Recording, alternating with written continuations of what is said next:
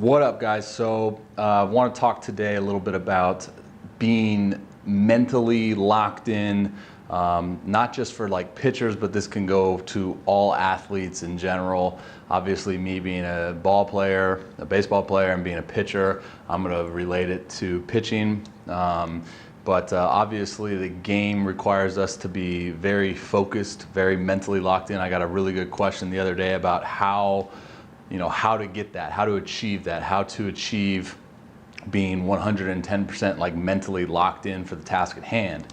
And my answer to that is really simple. And I know I sound like a broken record when I talk about identifying when you're at your best, but that's going to be another one of those situations where you as an athlete need to identify when you're at your best. You need to identify what's going to put you in the best possible situation to have success. And what I mean by that is, everyone's going to be different in how they go about being mentally locked in, how they go about their preparation, how they go about their routines. Everyone's going to have different things. I'm sure you guys have heard stories about, like a guy like, say like Roy Halladay, who would show up to the yard and no one would talk to him because he was just so stone-faced, mentally locked in.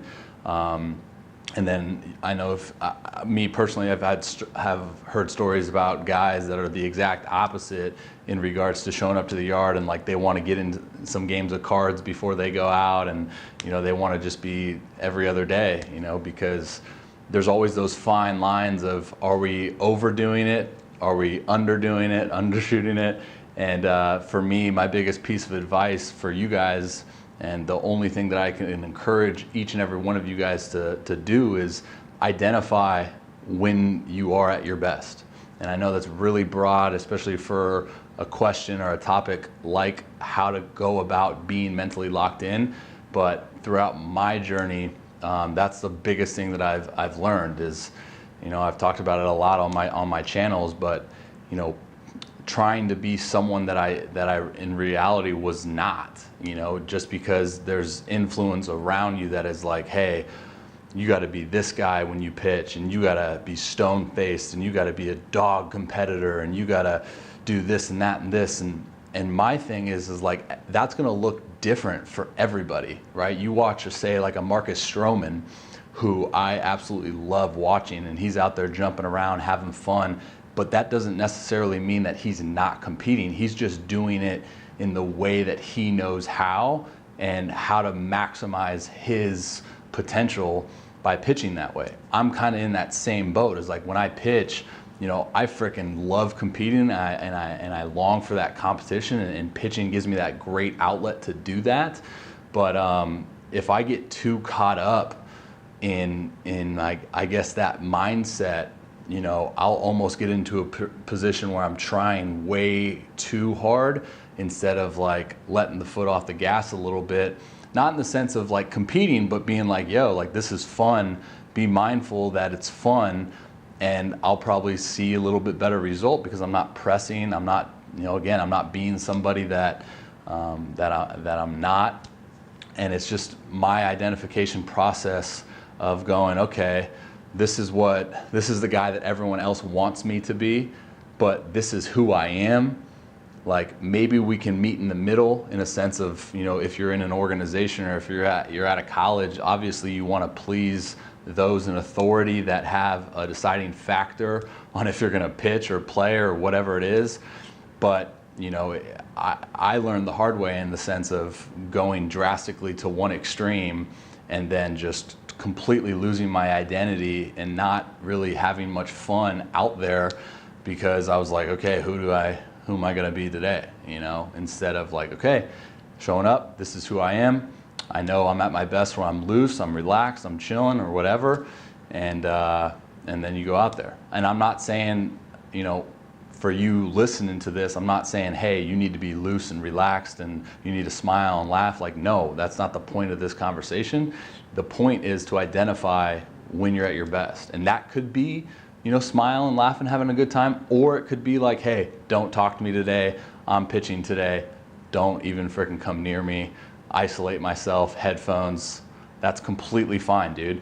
because no one's going to care if you go out there and you shove Ish for freaking 7 innings, or you're a bullpen guy and no one wants, and you like are in the bullpen and you tell everyone like, hey, don't freaking talk to me because I'm locked in for the 9th. They're going to be kind of maybe a little skeptical, but if they're real teammates, they'll identify like, oh, hey, that's when he's at his best. Like, if that's going to get us a win, then dude, I'm on board. I'm all for it. That's a good teammate. So I don't think you should put too much weight in what other people are thinking about you, because if you continue to progress up to the higher levels of baseball, you'll start seeing like, yo, we're just trying to win, and everyone, at the same time, everyone obviously wants to be liked, but whatever you got to do to be at your best and whatever you got to do to perform.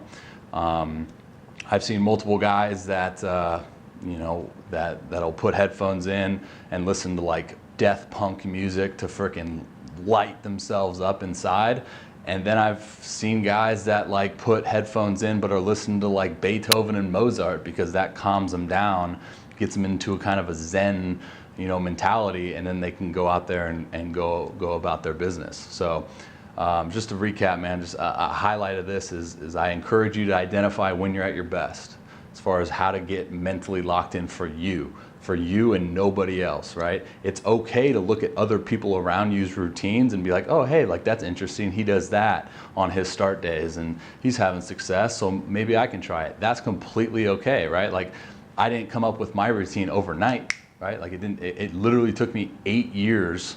And I finally got a really good routine this past 2 years ago, kind of stuck with it. But it took me that long to just go, okay, this is where I'm at. This is what I respond really well to. These are the types of things, and obviously it goes into a lot more detail, but, I'm talking strictly like on game day. I'm not talking just being a starting pitcher, not talking just being about a pitcher. Like I said in the beginning, like this goes for all athletes, even if you're a hitter playing every day. Know what it takes to be at your best, to perform at your best when the lights come on and the game's going. Hope you guys get something from this.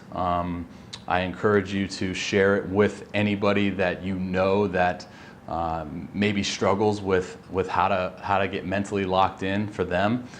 For those of you guys that tuned into this podcast, I appreciate you guys. Be sure to go to www.therobbyrowshow.com/mental. All right, so that'll get you to the webpage, and I'll include a couple links in there, a couple blog posts that I've done in the past about the mental game of baseball, and I'll link all of the other kind of segments that I've done, regarding the mental game and how much of importance that is. I'll also link a few books that I would encourage any athlete to read in terms of strengthening their mental game, and I'll include a couple other podcasts that I've done with some guys that we've hit on the mental side of the game as well. So therobbyrowshow.com/mental will bring you to that webpage, and that's all I got. So I hope you guys take something from this. I hope you guys learn something, and I hope you can apply it to your game and better equip you for your baseball development. All right. On a side note, I got a new little system here, new little mic thing. It's supposed to be better, so hopefully it is. And as you can see behind me, no whiteboard. Thing finally broke, fell over. I don't know why I'm telling you guys that. All right. Much love, guys. Till next time. Talk later.